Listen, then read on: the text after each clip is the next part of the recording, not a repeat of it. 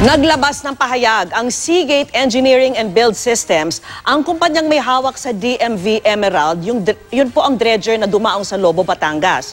Nilinaw nila na bago dumating sa Batangas Port ang barko nitong Marso, sumailalim daw sila sa mga proseso ng iba't ibang tanggapan ng gobyerno. Iginiit din ng Seagate na hindi pagmamay-ari ng China ang MV Emerald at may mga dokumento raw silang magpapatunay nito. May mga Chino at Indonesian din daw sa kanilang mga tauhan na may kaalaman at karanasan sa pagdedredging. Layon din sana ng Seagate na maipasa ang kaalaman nila sa mga Pilipino sa pagmamando ng mga barko sa dredging at reclamation.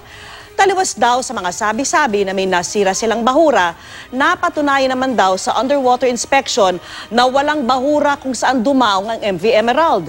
Wala rin daw silang nalabag na batas dahil hindi pa sila nakakapagsimula ng anumang aktibidad.